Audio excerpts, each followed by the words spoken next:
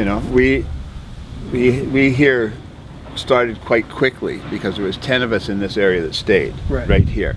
So we started really quickly sort of working as a group together. Okay. And as other people came in, we kind of moved in that direction. So because my garage was high and dry, we ended up sort of making that the staging place. Right. I moved my car out, so we had that. So we started a bottle drive, so we got a bunch of bottles going, because we know these people are going to leave. And when they leave, so does all the free stuff. Right, yeah. That we get. Now I can phone the Red Cross, have them drop stuff off. I can phone the purse, they can drop stuff off. But a month from now, who knows what's going to happen. Yeah. Like I phoned them yesterday, I needed masks. They found me driving around and dropped the stuff off to me. Right.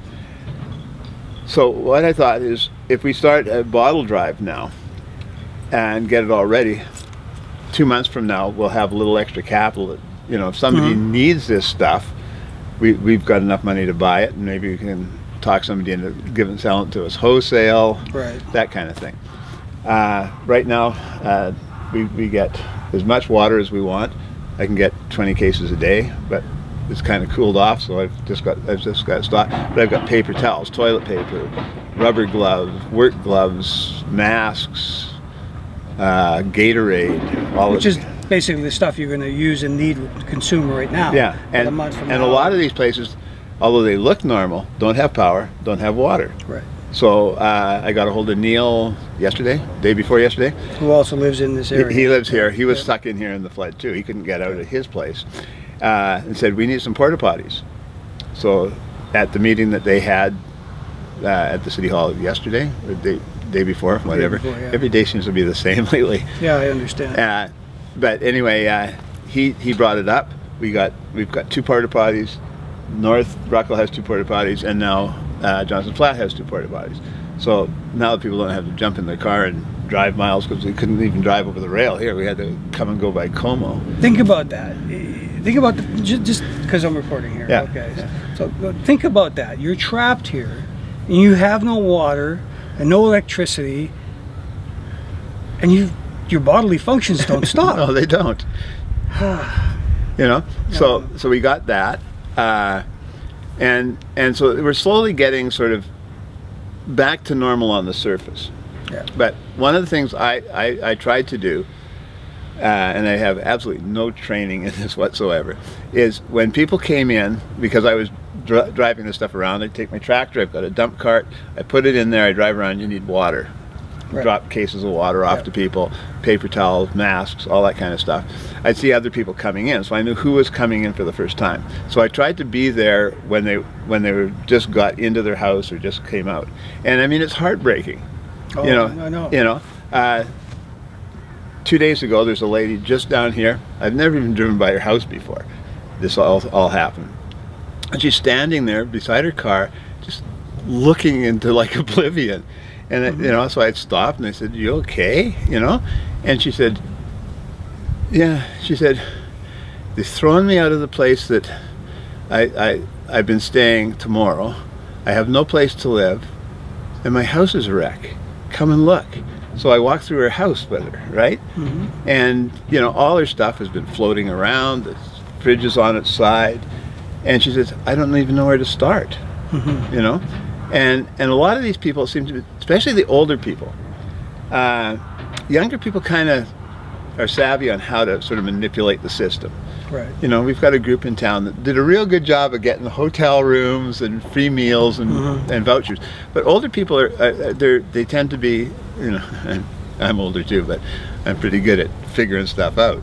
But a lot of these people have never done this. They've never been on welfare. They've never had to ask for help. They've never had to ask for help. And it's and like my father's generation, which is before us, they'd rather shoot themselves than ask for help. Yeah. And they have a hard time doing that. And the whole system gets so complex that I've had 2 people tell me the same story within about 3 days. They go to the rink or wherever it is up there. Curling rink, yeah. Yeah, because I haven't even been up there. But they go to person A, and person A says, "Go to that guy." And then that guy says, "Go to that guy." And then they go to that guy, and they go to that guy, and they get to the back after 4 or 5 hours of wandering around to all these different people, to the same guy that they started with, who tells them to go back to the guy that, and it's just like this big thing. They don't seem to have any cohesion between all these groups that are trying to help. Right. Now we've had here, because we sort of set it up this way, we've had good sort of cohesion between all the support groups. You know, if I need water, I phone Brent Scope. If I need something from the purse, I phone Gabe or his wife. Yeah. You know, and the list goes on. I have people at the Red Cross, I have people at Salvation Army, and they all supply little bits of different stuff. Right. So I can always have a stock. I think the other areas, one of the things that's fallen down, and I said this to the city when they were here today, is that they have to have a disaster plan. It's in the community charter, you have to have a disaster plan.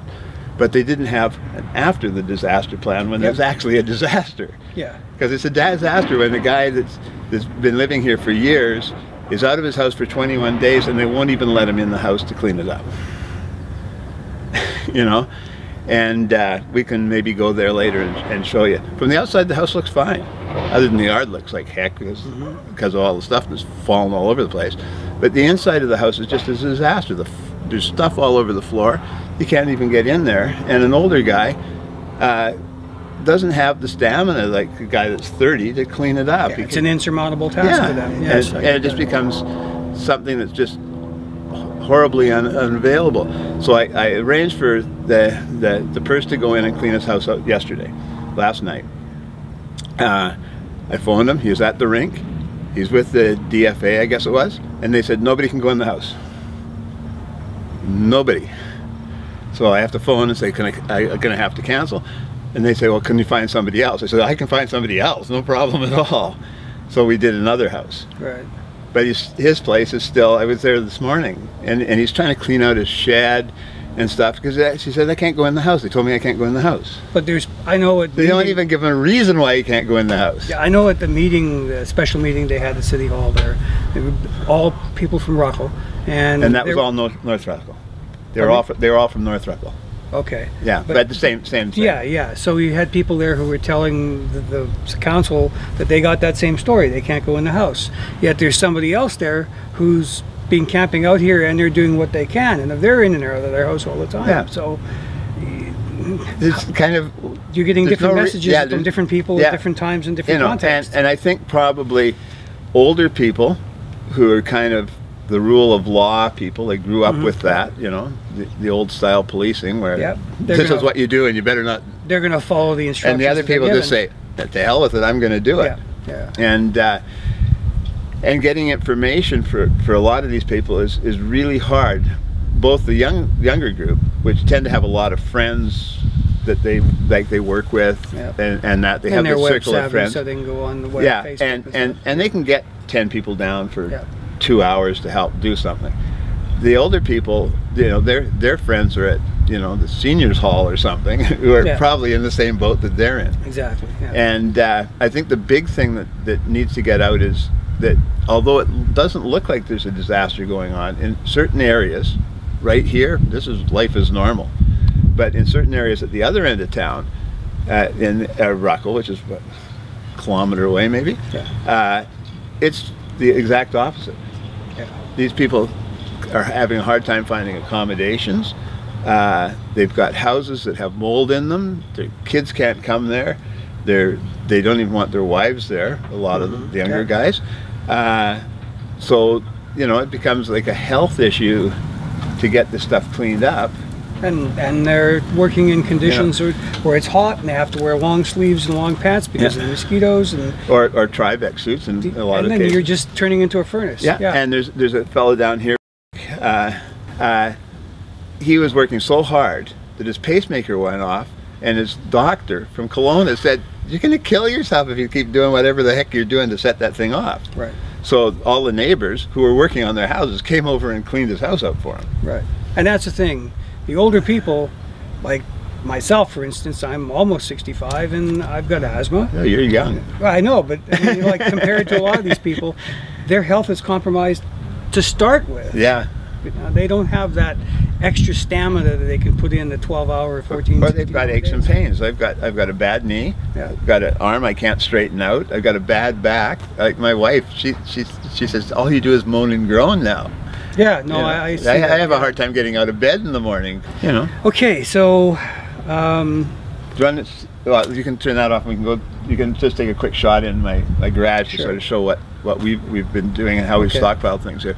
Because the big thing is if you can get it in one location, it's easy to get it out. Right. But if you have 15 people all having, this guy's got gloves, that guy's got water, this guy's got something else, nobody knows what they've got. Right. So I can just look and say, I need this, and then I can get it here like the next day. Okay, so we didn't introduce him, but this is Marty Menzies, and he's a Ruckle resident. And like a lot of Ruckle residents, pretty much left to their own devices. Yeah. You know? Boxes of gloves and milk, or water, I mean.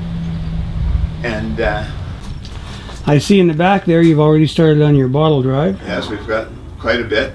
We've been promised half a container load, so an 8x8 container load of bottles from Castlegar whenever they get here. And water. We have water. We have watermelons. Paper. Take one home, please, because they keep dropping them off and I can't give them to anybody. Okay. So this is sort of what we do.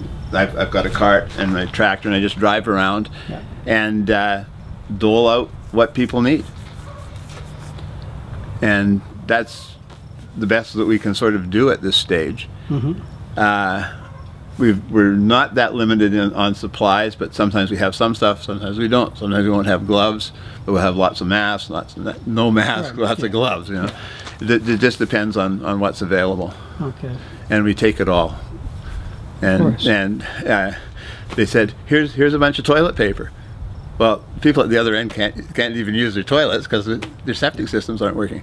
But we've got porta potties now, so I took a whole one of those things, and I took everybody that I knew would be using this porta potty and gave them 2 rolls of toilet paper, and it's all pre-wrapped. It's not like one you get to the store. This is like a commercial one that has a wrapping on it, so that they know it's clean and stuff. Okay. So. Wow. I just cannot imagine what it's been like.